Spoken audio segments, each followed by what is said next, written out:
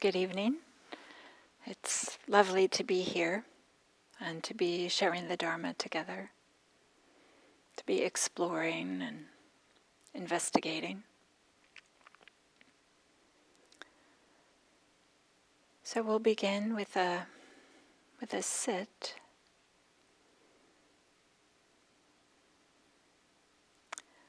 And for this period, which we're practicing together, can you bring your attention, your awareness, to what it feels like to be sitting here now?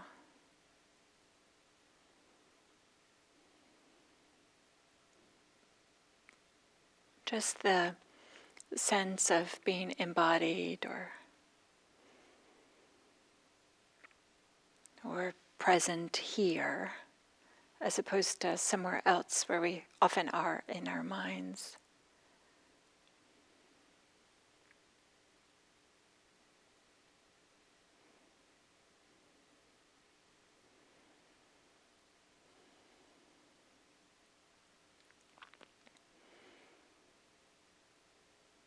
And as I often say, sometimes when we first sit down to meditate, what might be obvious is the pressure of the chair or the cushion against our body. And that can be a good place to start, where it's easy, where it's obvious. Just feeling the connection, the groundedness with the chair or the cushion, or if you're lying down, wherever you're lying down, on more parts of your body, feeling the support.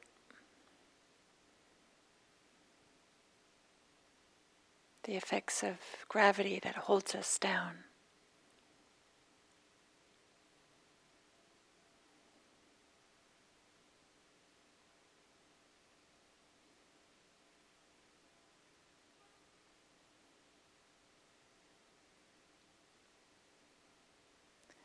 And then as you feel into the body, feel embodied.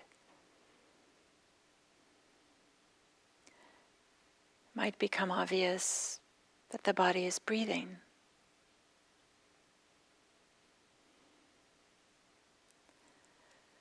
Allow your attention to rest there, with the arising and falling of the abdomen, or the chest, or perhaps feeling the air going in and out of the nose.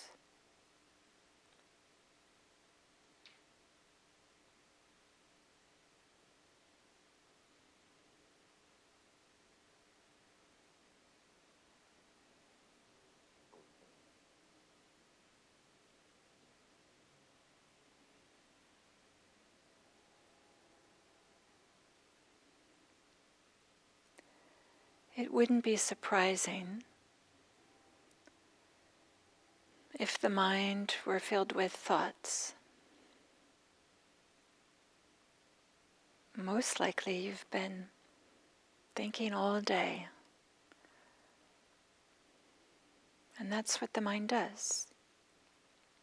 Think thoughts. But for now, we're going to place our attention on the sensations of breathing.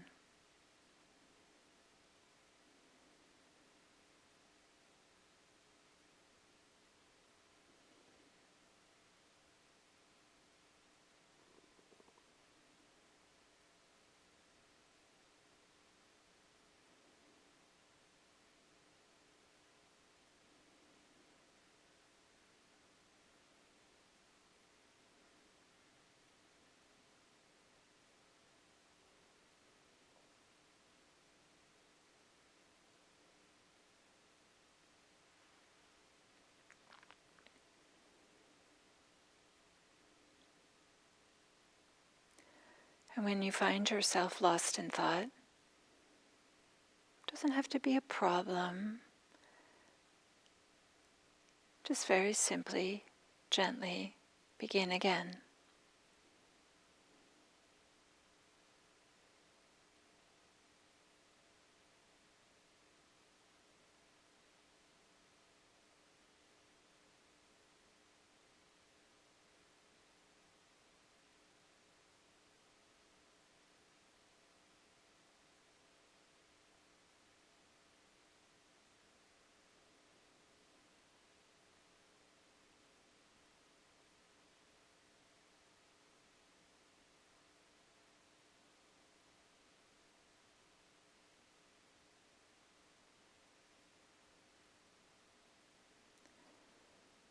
can we just rest and place our awareness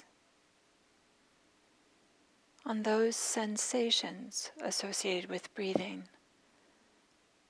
Maybe a stretching, maybe a collapsing, maybe just a vague sense of movement.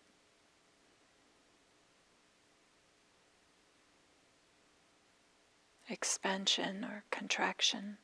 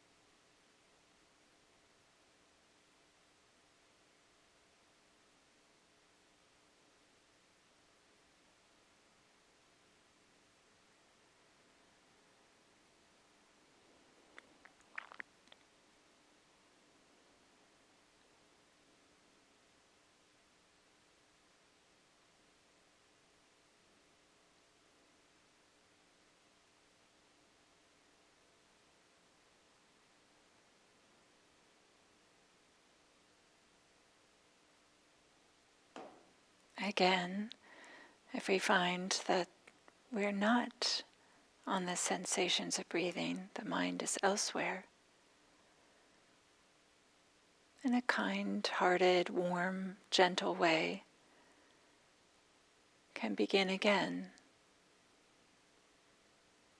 with placing our awareness on the sensations of breathing.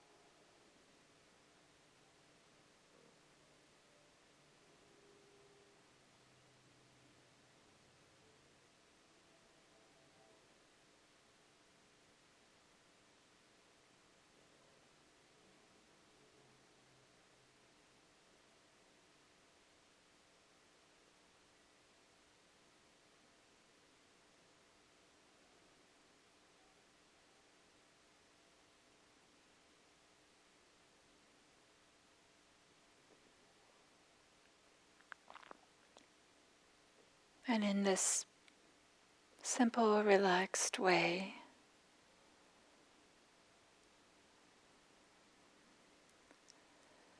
when the mind wanders,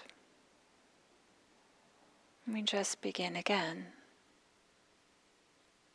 It doesn't matter how often, how many times the mind wanders. It's of no consequence for us right now.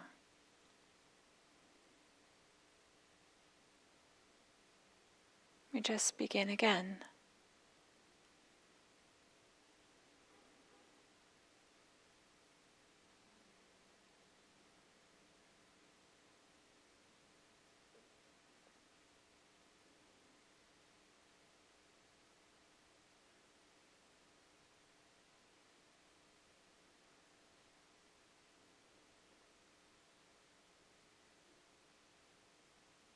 And then, what would it be like if you were to make a commitment of some sort towards staying with the breath? Still being relaxed, but not being complacent either. Just setting the intention to be with the breath. And in some way, feel what it feels like to put a little extra commitment or resolve or determination or something along those lines, to being with the breath, or if you're using a different meditation object, to be with that object.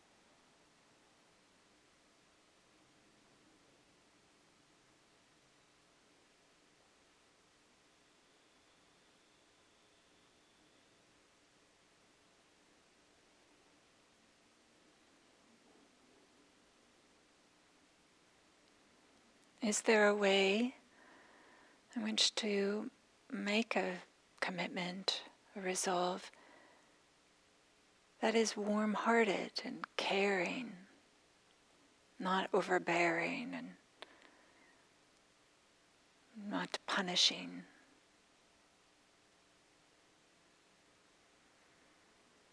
but as a support for practice?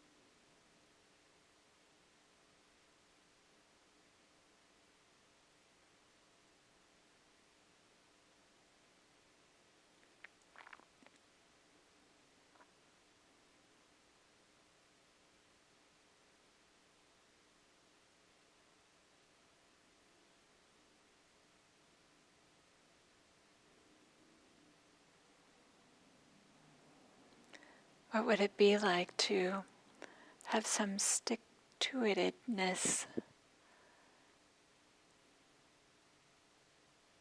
also with ease?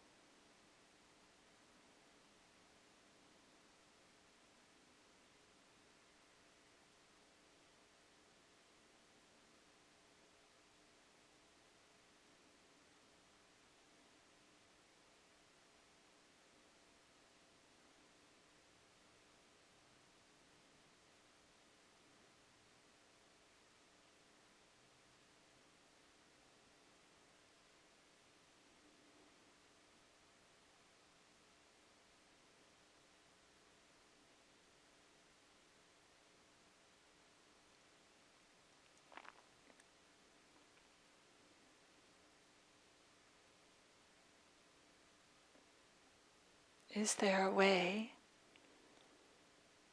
to have some commitment, stick-to-itiveness, perseverance, in a way that also has ease?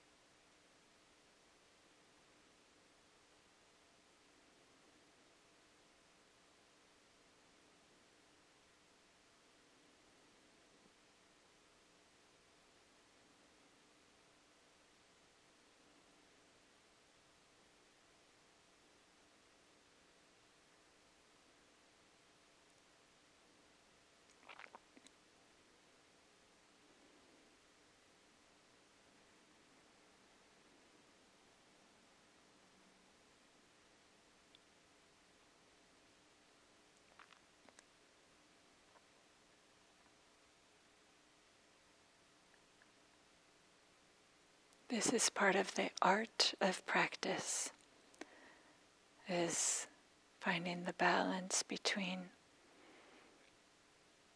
stick-to-itiveness and ease.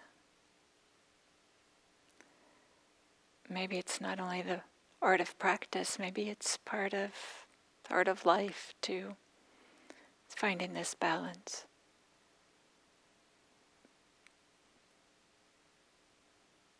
It's not necessarily easy or straightforward, but it's worthwhile to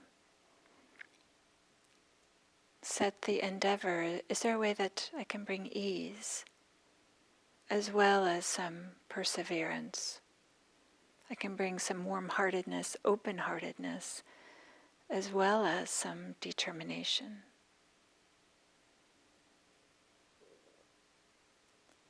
And may we bring these qualities not only to our practice, but to the world, so that we can support and serve and help others in a way that makes sense for us, but in a way that brings some open-heartedness and spaciousness.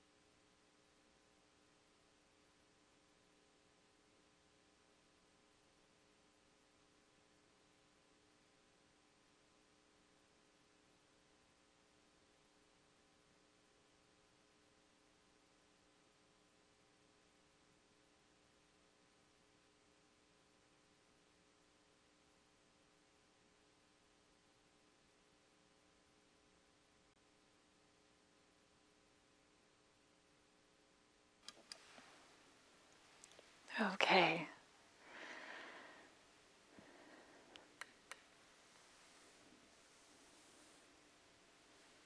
So thank you for that lovely sitting together. It was nice to imagine you all sitting with me. And good evening, or whatever time of day it might be, whether you're listening as a recording or live.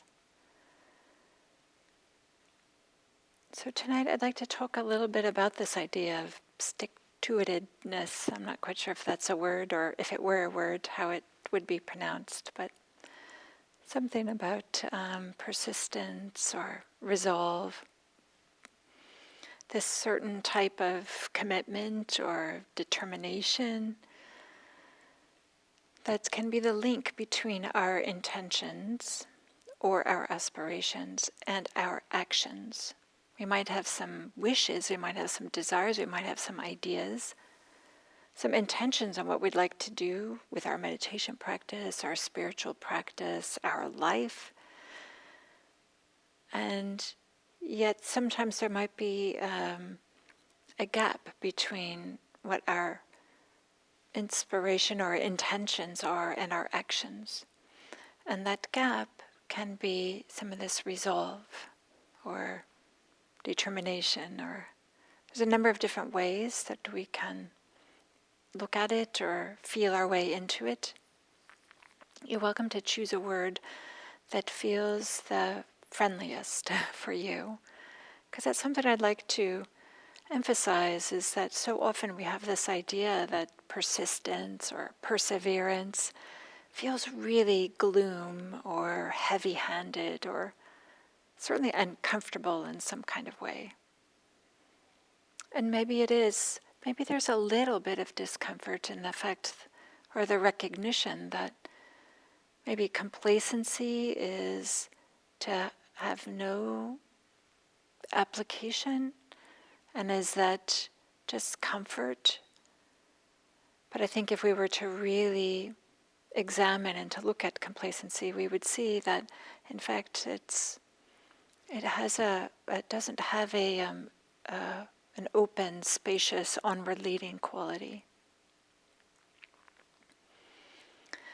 So what would like to point to, talk about, is sometimes translated as resolve, but it's not just this sheer doggedness, just hanging on. It's not, it can be distinguished from like having this really tight attachment or obsession or clinging. And that could be one end of the spectrum. Maybe the other end of the spectrum is complacency or apathy. I'm talking about not either end of this spectrum, but this wide range in the middle in which we might find ourselves. And in order to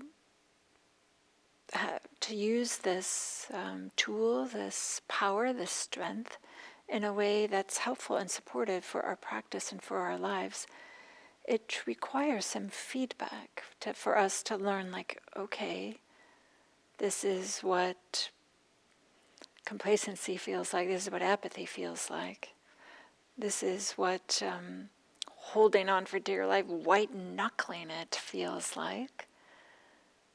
So to get some feedback, like, okay, this doesn't feel sustainable. Is there a way that we can back off from one end of the spectrum, or maybe add a little bit more energy to the other end of the spectrum?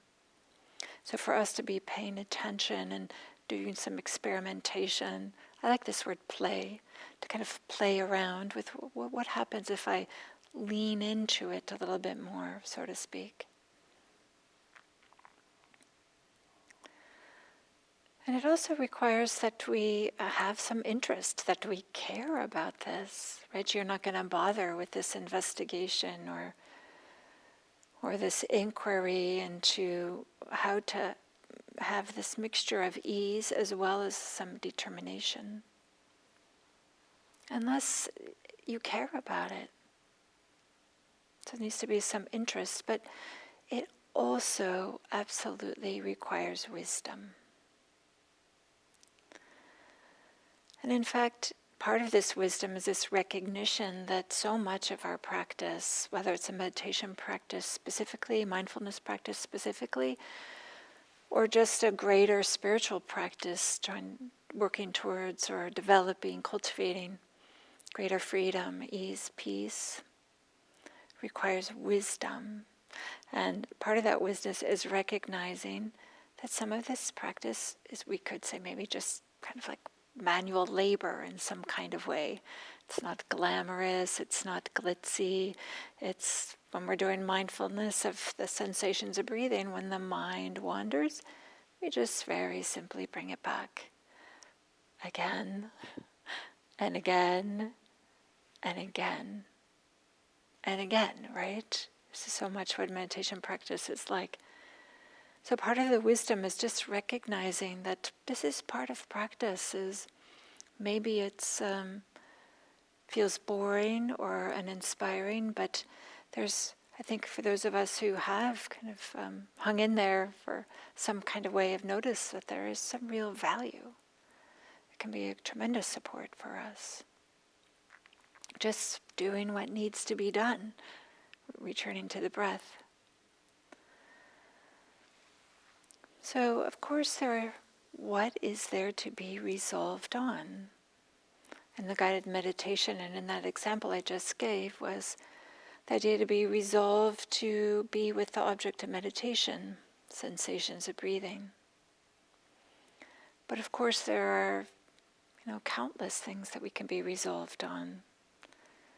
But it's worthwhile applying our wisdom here as well, and discerning, discovering what makes sense for us to be resolved on. What is a goal, something that we want to make a commitment towards, or what's something that we have an intention and aspiration, and that some resolve or some determination can really support.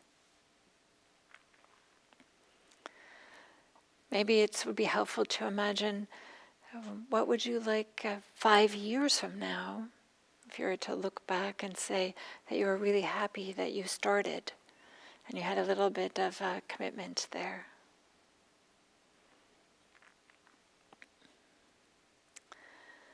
So there are some ways in which that we can check out or test, or some ideas or attitudes or actions that we might want to make a commitment towards. And again, this involves some investigation and exploration, but also we can do some thought experiments. And that is to ask ourselves this, whatever it is that we want to be resolved on, is it wholesome? We can start there. Is it skillful? And then we could go to, well, what does it mean to be wholesome? Or what does it mean to be skillful? We could say that wholesome is things that are not driven by greed, not driven by hatred, and not driven by delusion. Chances are that most of our actions, until we're completely awakened, of course, have some mixture of greed, hatred, and or delusion. But when you consider and feel your way into these things, whatever you might want to make a commitment or determination to, is it wholesome? And one way to help answer that question is to also ask, would it be criticized by the wise? That is this something that you would be ashamed of, or want to hold secret, or feel like it wouldn't be good if anybody else knew about it? Then that can be a clue that maybe there's something there for us to look at. Maybe we're just shy, or maybe we have a little embarrassment of how dearly we hold these things, so that's one thing. But is this something that if others were to find out, that they would criticize it? And then criticized by the wise, of course, that begs the question, well, who is the wise? One answer is people who don't have a lot of greed, hatred, and or delusion. And we can talk about that, but often we have a sense of people who have some wisdom. They have a sense of equanimity, some balance. They have a sense of warm-heartedness, and perhaps have given you good advice in the past. So is it wholesome? Would it be criticized by the wise? Something else to consider when choosing what to be resolved on is, does it cause harm? Does it lead to suffering? For yourself or for others? Is it something that by your having this resolved, is it really painful? Or maybe it's just a little bit uncomfortable, which maybe is just a sign of being stretched, and stretched in your capacities or being challenged. That's okay.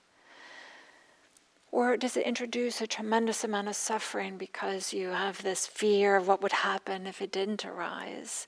Or what would happen if you're eschewing everything else in order to put everything towards this one thing they have a resolve on? It has more of an obsessive or an addictive quality, that other things in your life are not getting taken care of because you have this determination for this other things. Your relationships are suffering, or your work is suffering, or something like this.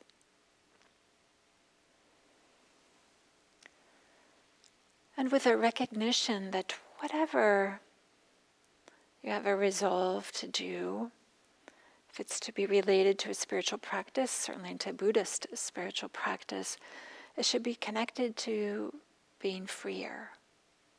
It should be connected to finding peace or greater understanding. So I offer these as some things to, when you're considering, if you're going to be resolved, what to be resolved on. Things that are wholesome and supportive. And maybe I'll add onward leading, that it doesn't feel like a trap to be resolved on this, but instead you could see how it creates the foundation for something greater, something of more depth or meaning, or creates the conditions for even more and more, as opposed to cutting off the possibilities or all possibilities of good things arising.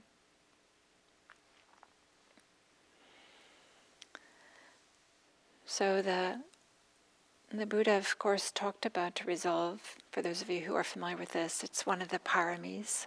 I'm not going to talk about what the paramis are. I'm just mentioning it in case you're familiar. I'll say one little bit about it. These are qualities to cultivate, most often cultivated in our daily life as opposed to specifically on the cushion. And then there's a related quality also. It's called diligence and vigilance. I guess these are different translation choices. But they also have this flavor of stick-to-itiveness. And there's a verse in the Dhammapada which I appreciate. I've modified it just a little bit here. But it goes like this. It says, "Unwise people give themselves over to negligence. The wise protect vigilance as the greatest treasure." What would it be like to consider determination, resolve as a treasure, something to be valued and protected, something that can really be a support, that in whatever endeavor we might endeavor to do. So having resolve, and one way that it might be a treasure is having resolve, this, for example, to resolve to meditate. And then we come to the cushion, or we're practicing in daily life, even though there might be so many other things we'd rather be doing, or taking our attention, or making it difficult, getting in the way, distracting us, whatever it might be. So having resolved to meditate kind of supports our just being with maybe there's some disorderliness and maybe a sense of chaos in the sense of a recognition that we're not in control. But if we have set the resolve to meditate, and we are able in some way to find our way to the meditation cushion and to meditate in a way that's without conceit, that is, without a strong sense of me, look at me, I'm the mighty meditator, or without a strong sense of irritation, grumbling, kicking and screaming, okay, I'm going to meditate. I don't want to. Of course, these aren't black and white. Maybe there's just quiet rumblings, a little, wow, I really don't want to do this now, but okay, I'm going to do it. Or maybe there's a little bit of, I'm kind of proud of myself that I've meditated all these so many days in a row. But if we can do this without being on the end of the spectrum of a tremendous amount of conceit, look at me, I'm the greatest, as well as it just being all about me, as well as without a lot of irritation or anger, doing it angrily.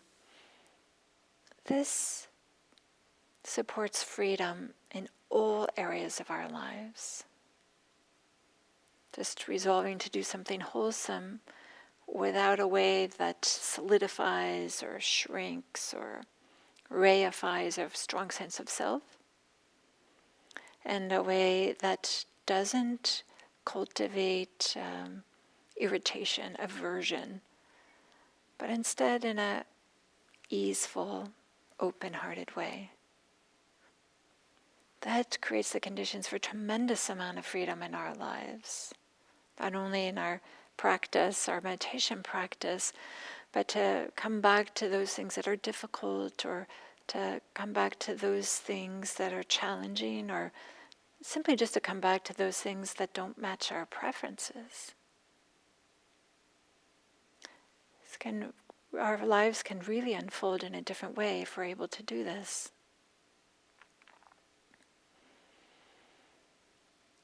So having resolve supports our practice in that way, helps us to have this movement towards freedom. But it also can support us by learning to have compassion for ourselves. Chances are we'll have opportunities to practice compassion for ourselves when we don't have that stick-to-itiveness that we were hoping that we would, or when we don't, that determination isn't accessible to us. Or compassion for others when we recognize that, yes, just like us, other people have difficulties maybe keeping some of their commitments or some of the things that they say that they're going to do. I'm not saying that you can write a blank check for everybody, or even for yourself for everything, but practicing with resolve, exploring, experimenting with it, also creates the conditions for us to have compassion for ourselves and to recognize that the difficulty, if it was easy, right, it wouldn't require resolve or determination. But the recognition that part of the human experience is having these difficulties. So what are some of the supports? What are some things that can help us and support us with this, with resolve?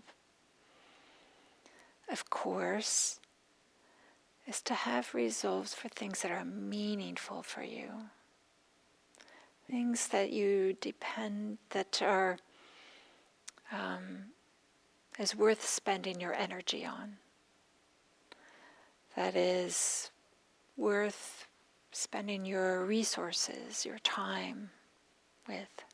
So to spend some time for what is important, what is worthwhile to apply yourself towards.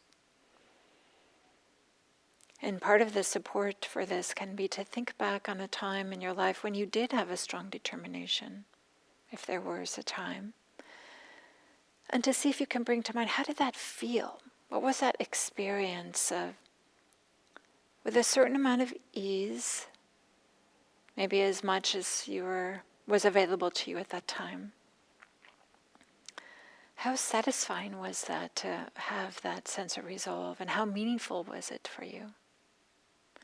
And to reflect on that can be enormously helpful when our determination is flagging or sagging, sogging.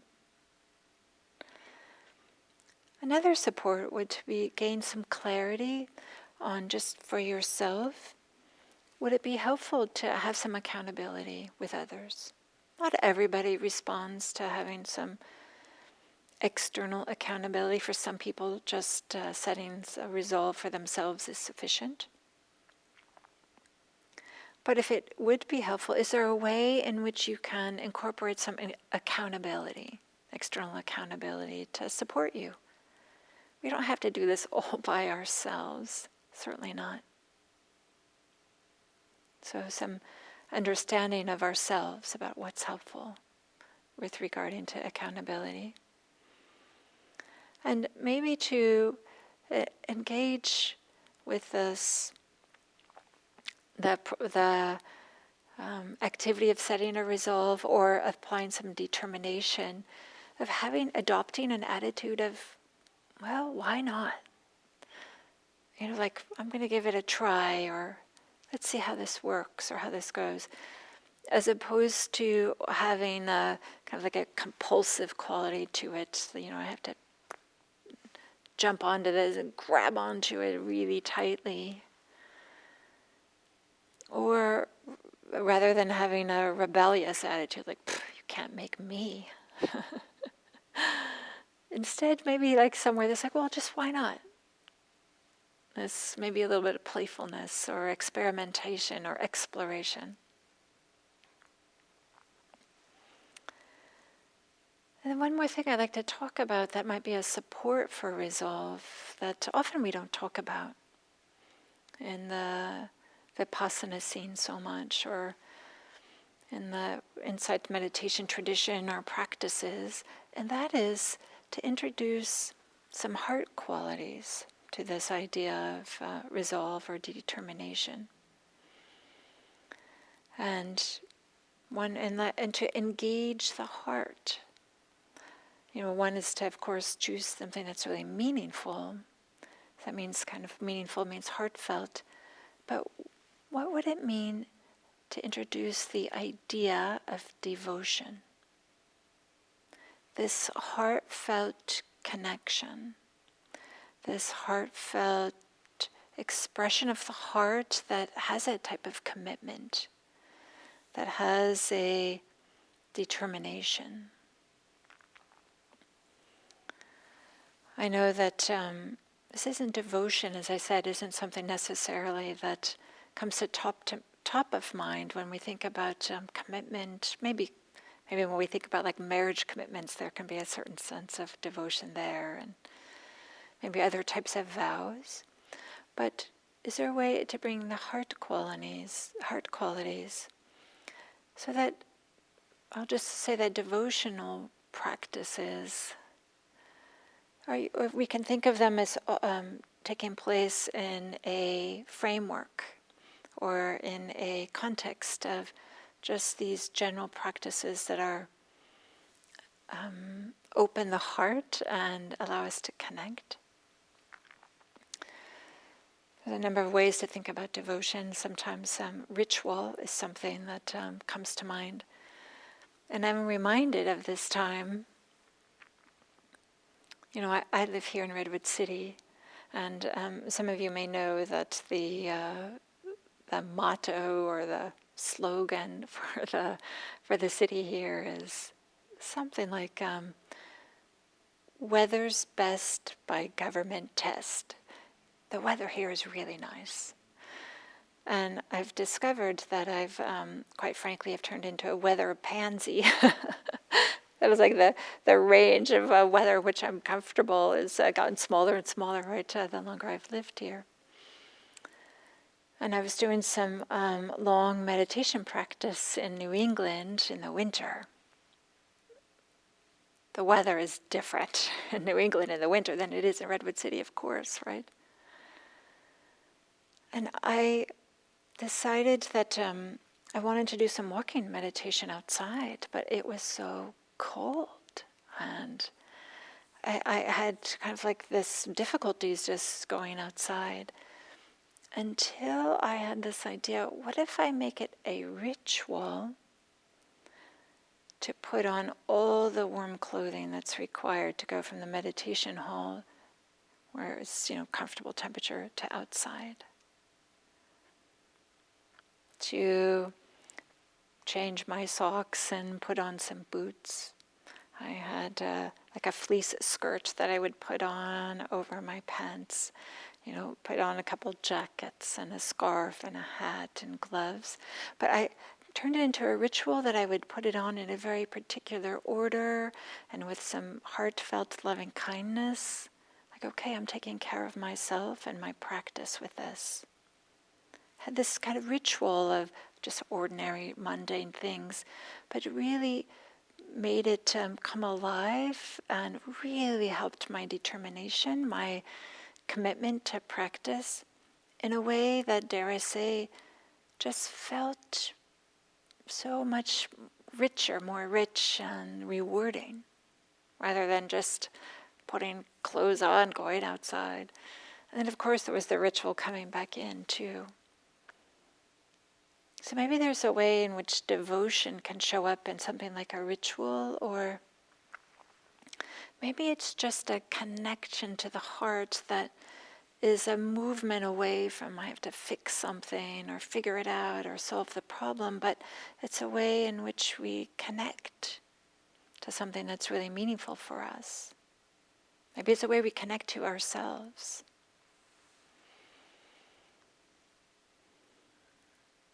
So I use this word devotion, but it doesn't have to be sentimental or wishy-washy. It doesn't have to be this idea like, okay, well, those are practices just for at the very beginning of your practice. It's not the real practice, the more mature way of doing meditation or concentration or whatever it might be. Instead, why not? Why not engage our heart? Why not bring the fullness of our lives, the fullness of our experience, the fullness of our humanness to what's important to us, what's meaningful, to help support us, help support our resolve, our determination, so that we can reach our inspiration, our intentions and our aspirations. So in this way, we might use this